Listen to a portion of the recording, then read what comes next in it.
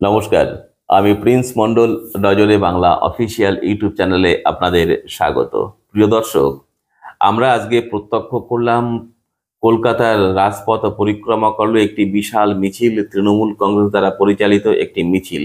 অসংখ্য মানুষ সেই মিছিলে হেঁটেছেন এবং সেই মিছিলের নেতৃত্বে ছিলেন রাজ্যের মুখ্যমন্ত্রী, তৃণমূল নেত্রী মমতা ব্যানার্জি সহ আঞ্চলিক দল সর্বভারতীয় তৃণমূল কংগ্রেসের সম্পাদক, এমপি, মুখ্যমন্ত্রীর ভাইপো অভিষেক ব্যানার্জি সেই মিছিলে হেঁটেছেন এবং তৃণমূল কংগ্রেসের প্রথম সারির একাধিক নেতা সেই মিছিলে হেঁটেছেন। তাদের দাবি, পশ্চিমবঙ্গ থেকে বিভিন্ন রাজ্যে বিভিন্ন কর্মসূত্রে যে সমস্ত বাঙালিরা যাচ্ছেন তাদের উপরে দমন পীড়ন চালানো হচ্ছে, তাদের উপর আক্রমণ করা হচ্ছে।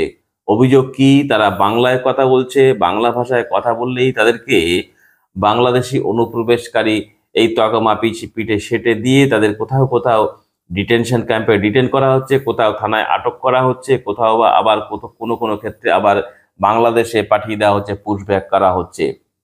এটা যে অভিযোগটা যে একদম অসত্য নয়, এই অভিযোগটা সেটা কিন্তু প্রমাণ পাওয়া যাচ্ছে। বহু পশ্চিমবঙ্গ থেকে কর্মসূত্রে দেশের ভিন্ন অন্যান্য রাজ্যে গেছে, বিশেষ করে বিজেপি শাসিত রাজ্যগুলো, সেখান থেকে বহু বৈধ বাঙালি যাদের বৈধ কাগজপত্র রয়েছে আমাদের রাজ্যের বা দেশের নাগরিক, তাদেরকে বাংলাদেশে পুশব্যাক করানো হয়েছে। বিভিন্ন ক্ষেত্রে এটাও জানা যাচ্ছে যে ভুলবশত কিছু মানুষকে বিদেশে পাঠানো হয়েছে, বাংলাদেশে পাঠানো হয়েছে, তাদেরকে আবার দেশে ফিরিয়ে আনার একটা প্রক্রিয়া ইতিমধ্যে শুরু হয়েছে বলে আমরা জানতে পারছি সূত্র মারফত। কিন্তু আশ্চর্যজনকভাবে এ কথা কেউ বলছেন না যে আমাদের রাজ্যের যে সমস্ত মানুষ, যে সমস্ত বাঙালিরা কর্মসূত্রে ভিন রাজ্যে যেতে বাধ্য হচ্ছে এবং কর্মসূত্রে অন্য রাজ্যে গিয়ে যেতে বাধ্য হওয়ার কারণেই তাদের উপর আক্রমণটা চালানো হচ্ছে। বাংলায় কথা বলতে সবাই তো আর হিন্দি ইংরাজি জানে না, বাঙালিরা কোথাও কোথাও বাংলা ভাষায় কথা বলতে বাধ্য হচ্ছে স্বাভাবিকভাবেই। আর সেখানেই বাংলা ভাষায় কথা বললে তাদের অনুপ্রবেশকারী তকমা সেটে দেওয়া হচ্ছে অধিকাংশ ক্ষেত্রেই। কিন্তু এ কথা তো কেউ বলছেন না।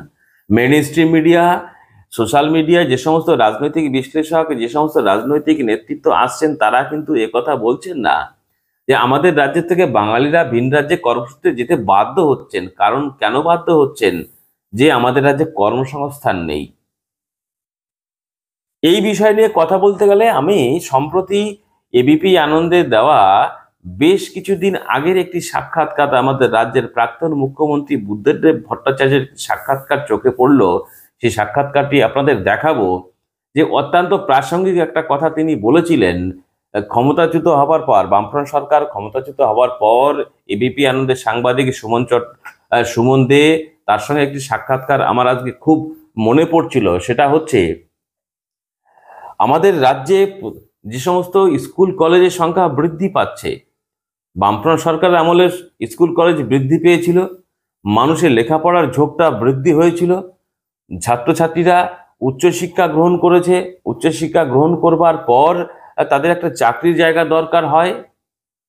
আমাদের বর্তমান রাজ্য সরকারের যে মুখ্যমন্ত্রী, তিনি তো বহুবার কথা বলেছেন, বামফ্রন্ট সরকার আমলে যে সমস্ত শিক্ষা প্রতিষ্ঠান তৈরি হয়েছিল, স্কুল কলেজ বিশ্ববিদ্যালয়, তার থেকে বহুগুণ বৃদ্ধি পেয়েছে এই সরকারের আমলে।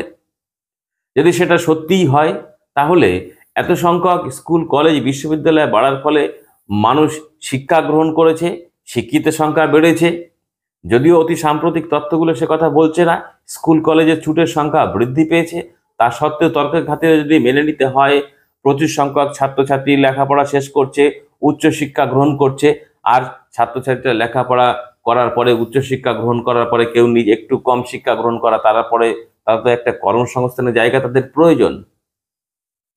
এত পরিমাণে প্রতি প্রতি বছর প্রতিনিয়ত বেকার সংখ্যা বৃদ্ধি পাচ্ছে।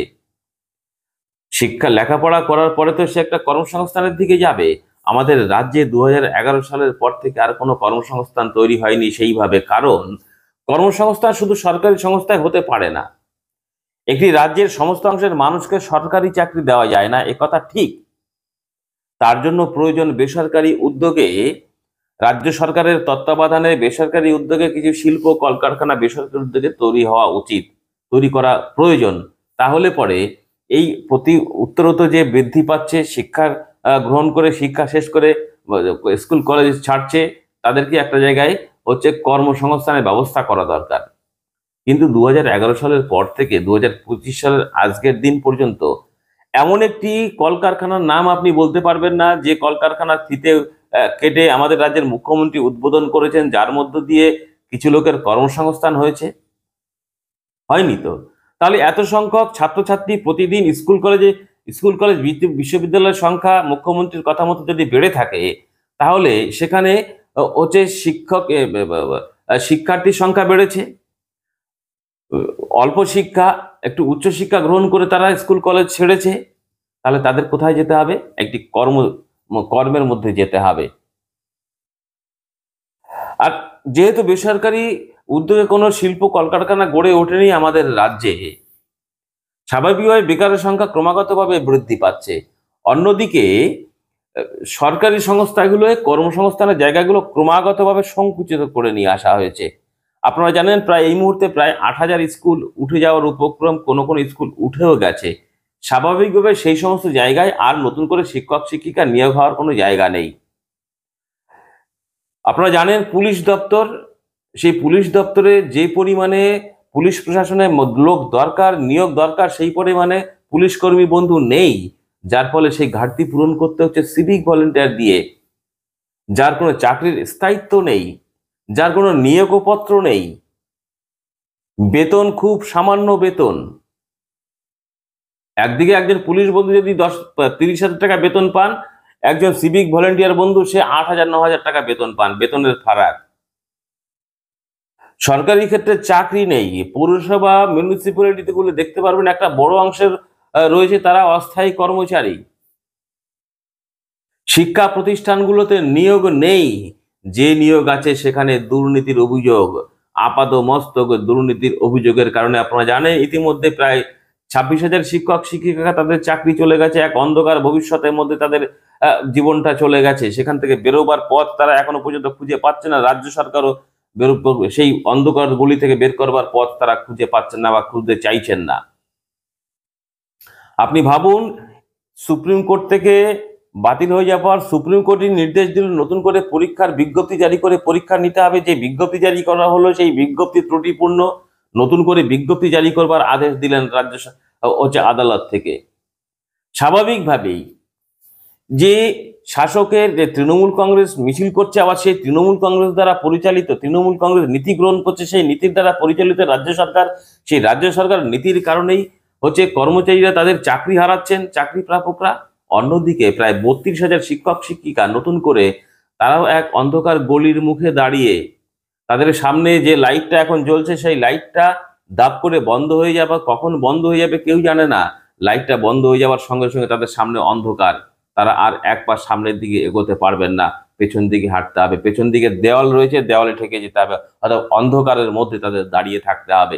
তাদের ভবিষ্যৎ এক অন্ধকারের মধ্যে নিমজ্জিত হয়েছে। সেই কারণে তো আমাদের রাজ্যের প্রাক্তন মুখ্যমন্ত্রী তিনি বলেছিলেন একটা কথা, আমি আপনাদের নিশ্চিতভাবে সেটা দেখাবো আমার প্রতিবেদনের পর, প্রতিবেদনের শেষের দিকে, যে এত স্কুল কলেজ তৈরি হচ্ছে, রাজ্যটা কৃষিতে একটা ভালো জায়গা দখল করেছিল, বিভিন্ন জায়গায় খাদ্যশস্যে, মৎস্য চাষে, কৃষিক্ষেত্রে একটা ভালো সাফল্য অর্জন করার পরে এটা বুঝেছিল যে শুধুমাত্র কৃষির উপর নির্ভর করে একটি রাজ্য চলতে পারে না। রাজ্যে দরকার কর্মসংস্থান, আর কর্মসংস্থানের জন্য দরকার শিল্প কলকারখানা।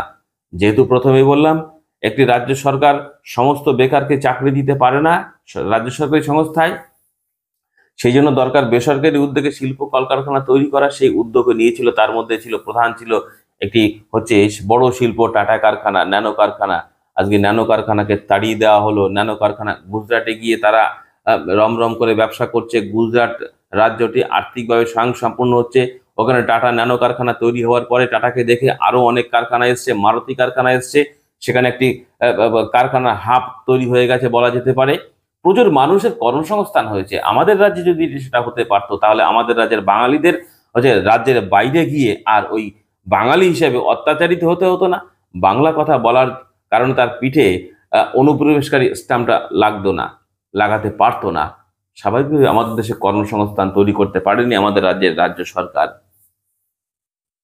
বুদ্ধদেব ভট্টাচার্য প্রাক্তন রাজ্যমন্ত্রী, বামফ্রন্ট সরকারের প্রাক্তন মুখ্যমন্ত্রী বুদ্ধদেব ভট্টাচার্য যে পরিকল্পনা নিয়েছে, সেটাকে হতে দেওয়া হলো না। আজকে যদি টাটা কারখানা তৈরি হতো সিঙ্গুরে, তাহলে কত মানুষের কর্মসংস্থান হতো আপনি ভাবতে পারেন?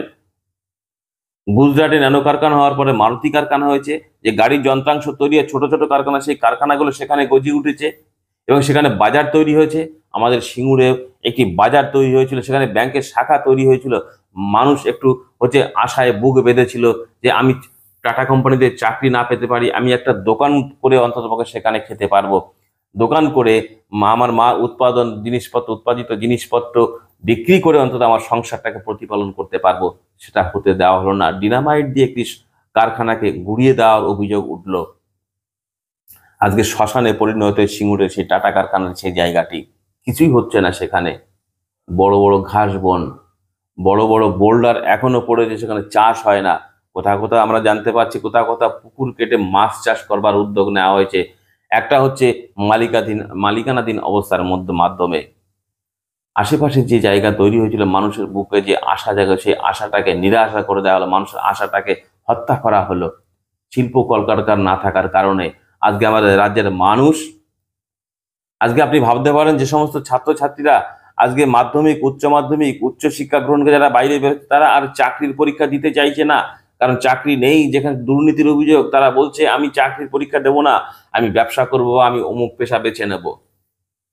সব থেকে বড় উদাহরণ হচ্ছে, আমি যে সোশ্যাল মিডিয়ায় কাজ করি, এই সোশ্যাল মিডিয়ায় বহু বেকার যুবক যুবতীরা, শিক্ষিত বেকার যুবতীরা আজকে ঢুকেছে এই সোশ্যাল মিডিয়ার কাজে। চাকরি নেই, প্রচন্ড হাড়ভাঙা খাটনি খাটতে হচ্ছে। স্বাভাবিকভাবেই এই বাঙালিদের ভিন রাজ্যে গিয়ে, বিজেপি শাসিত রাজ্যে গিয়ে বিপদে পড়তে হচ্ছে। তার দায় কিন্তু আমাদের রাজ্য সরকারকেও নিতে হবে, আমাদের রাজ্যের মুখ্যমন্ত্রীকে নিতে হবে। এই কারণেই নিতে হবে, রাজ্যের শাসক দল তৃণমূল কংগ্রেস, তাদের নীতি দ্বারা পরিচালিত রাজ্য সরকার, সেই রাজ্য সরকারের মুখ্যমন্ত্রী মমতা ব্যানার্জি, তিনি কিন্তু বেসরকারি উদ্যোগে, সরকারি সহায়তায় কোনো কলকারখানা তৈরি করতে পারেননি। স্বাভাবিকভাবে রাজ্যের মানুষ বেকার, এবং বেকার সমস্যার কারণে আর্থিকভাবে ধুঁকছে, সংসার প্রতিপালন করতে পারছে না। সংসার প্রতিপালন করতে গিয়ে ছেলে মেয়ের লেখাপড়া, চিকিৎসা ব্যবস্থা, পোশাক পরিচ্ছদ, খাবার দাবারের সংস্থান করতে গিয়ে ছুটতে হচ্ছে পরিবার ছেড়ে, বাবা মা ছেড়ে, সন্তান ছেড়ে ছুটতে হচ্ছে রাজ্যের বাইরে কর্মসংস্থানের জন্য। আর সেখানে গিয়েই এই বাঙালি এই অভিযোগে তাদের পিঠে অনুপ্রবেশকারী তকমা পড়ে যাচ্ছে, অত্যাচারিত হতে যাচ্ছে।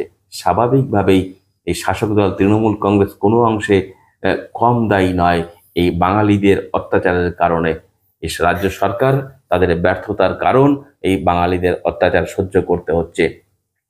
এবং এক্ষেত্রে বুদ্ধদেব ভট্টাচার্য কতটা প্রাসঙ্গিক, এবার আসুন, আর কথা নয়, এই বুদ্ধদেব প্রাক্তন মুখ্যমন্ত্রী, বামফ্রন্ট সরকারের মুখ্যমন্ত্রী বুদ্ধদেব ভট্টাচার্যের এই এবিপি আনন্দতে দেওয়া সাক্ষাৎকার শুনতে শুনতেই আমাদের প্রতিবেদন শেষ করব। দেখা হবে পরবর্তী আরেকটি প্রতিবেদনের সঙ্গে। ততক্ষণ ভালো থাকুন, সুস্থ থাকুন। আমরা বুঝতে পারছি রাজ্য এমন একটা বিপদের মধ্যে ক্রমশ চলে যাচ্ছে, আমাদের কথা মানুষকে বলতেই হবে। কি হচ্ছে রাজ্যের কৃষি ব্যবস্থা, এই আত্মহত্যাটাই কি আস্তে আস্তে পশ্চিমবাংলার চরিত্র হয়ে যাবে? ছিল না তো আগে। এগুলো মানুষকে আমরা বলবো না?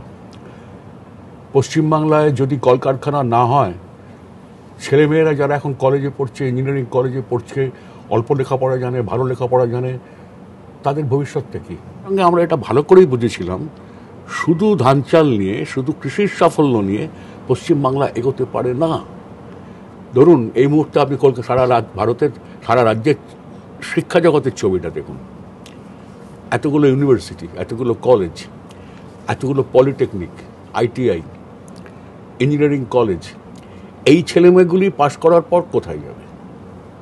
নির্দিষ্ট প্রশ্ন। আমরা এই কবছরের 7টা বিশ্ববিদ্যালয় করেছি, উনি শুধু একটা ঘোষণা করেছেন, এখনো করতে পারেননি। এই তথ্যগুলো সবগুলি যায়। 7টা ইউনিভার্সিটি করেছি আমরা, আর উনি একটা শুধু ঘোষণা করেছেন, এখনো শুরু করতে পারেননি।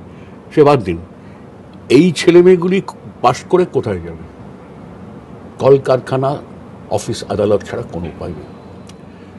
ইন্ডাস্ট্রি, বড় মাপের ইন্ডাস্ট্রি করতে হবে। ক্ষুদ্র এবং বলতে পারেন ছোট শিল্প, মাঝারি শিল্প, বড় শিল্প না হলে হয় না। বড় শিল্প হলে তার হাত ধরে ছোট মাঝারিরা আসে।